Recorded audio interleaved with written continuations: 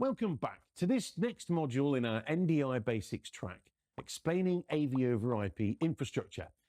In this module, we're going to cover the essentials of AV over IP, its significance in the convergence of AV and IT industries, the role of AV over IP endpoints, and its application in relation to the OSI stack. By the end of this module, you'll have a solid understanding of AV over IP infrastructure and how it supports the integration of NDI into modern video production workflows. AV over IP stands for Audio Visual over Internet Protocol.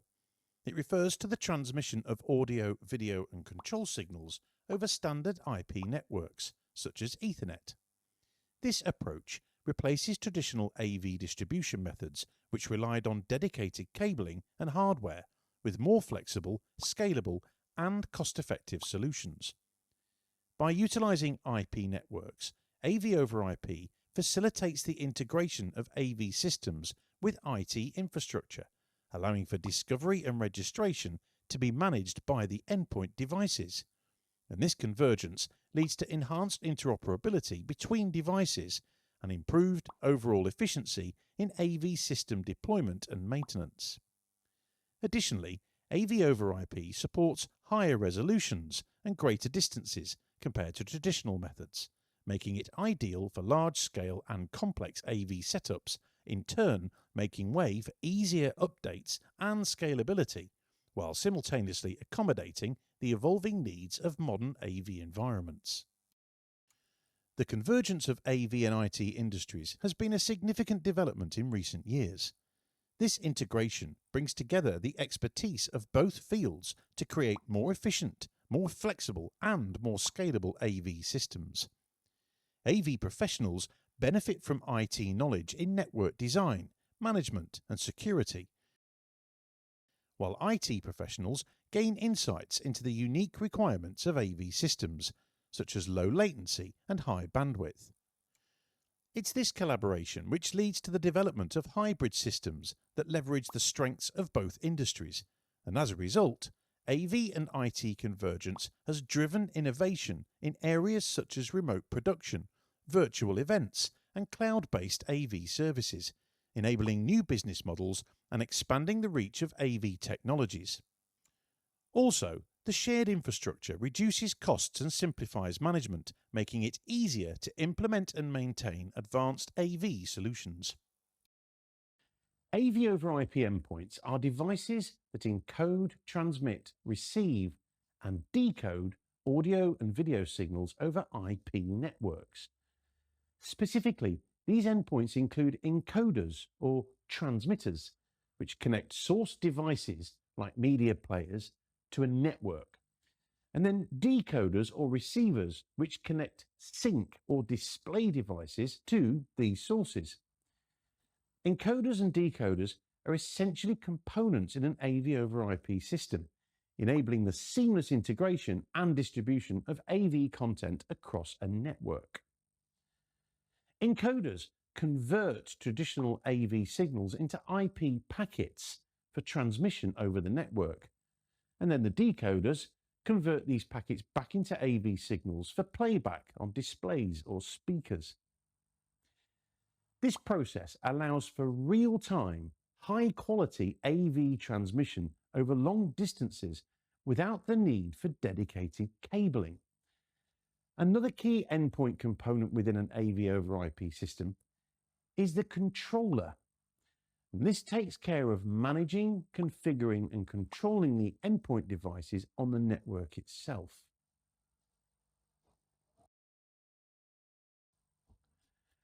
Understanding the OSI model is crucial for grasping how AV over IP operates within a network. The OSI model, or Open Systems Interconnection model, is really fundamental to Ethernet technology. In simple terms, it transforms physical signals into application data. Straightforward, right?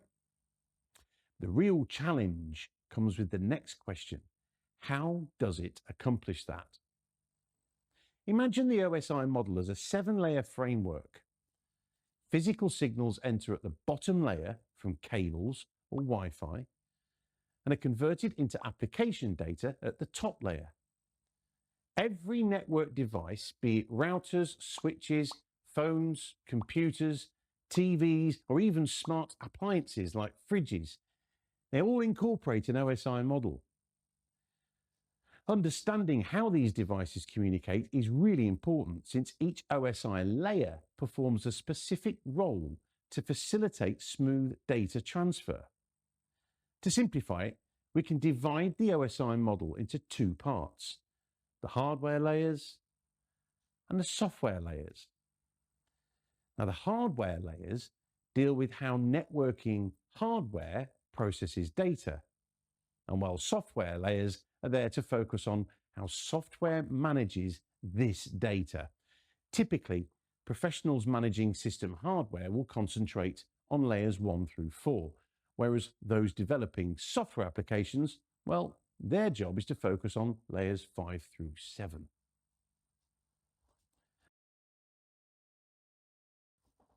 The physical layer manages the physical connection between devices, transmitting raw signals via mediums such as cables, fiber optic cables, copper cables, and even radio frequencies. These signals are converted into bit streams by a crucial component called the PHY. That's a physical layer device, which then introduces the data to layer 2, the data link layer. The data link layer then ensures reliable data transfer directly between connected hosts, handling error detection and correction from the physical layer, and then utilizing MAC addresses to identify devices on the same network. This layer frames data packets and verifies their integrity before transmission. Now, we'll explore this layer further in the next module, where we'll discuss the broadcast domain. It's important to note that the OSI model functions like a two-way highway, managing both incoming and outgoing signals simultaneously. Incoming signals are filtered to provide the host with only the necessary data. So, for example, a basic unmanaged network switch operates primarily at layer 2, whereas a more advanced managed switch might handle more complex tasks, which require additional layers of information. The network layer is responsible for routing packets across different networks using logical addresses to identify source and destination to ensure data reaches the correct host. This layer supports more complex data management, such as multicasting and subnetting. IP, or Internet Protocol rules, dominate Layer 3, facilitating connectionless communication between endpoints, with higher layer protocols such as TCP or UDP in Layer 4 managing connection orientation. The transport layer ensures complete data transfer by managing error detection, recovery, flow control, and data integrity. Protocols such as TCP, or Transmission Control Protocol, and UDP, or User Datagram Protocol, ensure data packets are delivered accurately and in order. For instance, TCP is essential for email transmission, ensuring packets are received in sequence, whereas UDP is used for video streaming, where missing a few packets doesn't significantly affect the viewing experience. Layers 5 through 7 are the software layers. These manage data representation, session control, and application interaction. This little fella, the session layer, this handles sessions between network devices. It maintains connections to ensure that the data streams are synchronized, such as in video production applications. Then there's this little chap here, the presentation layer, which translates data between the application layer and the rest of the network. It handles encryption, compression, and translation. This layer also ensures data security through encryption. Whereas the application layer, this little chap at the top, that interfaces directly with end users, managing network services for applications like HTTP for web browsing, FTP for file transfers, and SMTP for emails. Consider when you use your Facebook on your phone. The Facebook app, sends data packets through the OSI layers to Facebook servers. They respond with the requested information and send it back. Now, each layer adds specific protocols to the packet. Another word for protocols is rules. So we're adding rules to each packet. And these are encapsulated in headers. Now, these headers ensure seamless communication. The software layer handles the security in the connection, and then the hardware transport layer manages the correct data delivery.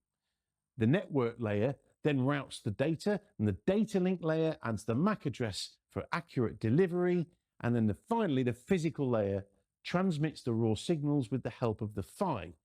The PHY being a physical layer chip essential for data transmission and converting digital data into signals suitable for various different media. This process prepares raw signals for structured data transmission across a network. For example, sending a message from your phone involves the PHY converting the message into radio signals for wireless transmission. A wireless access point, akin to a network switch for RF connectivity, then manages these data streams.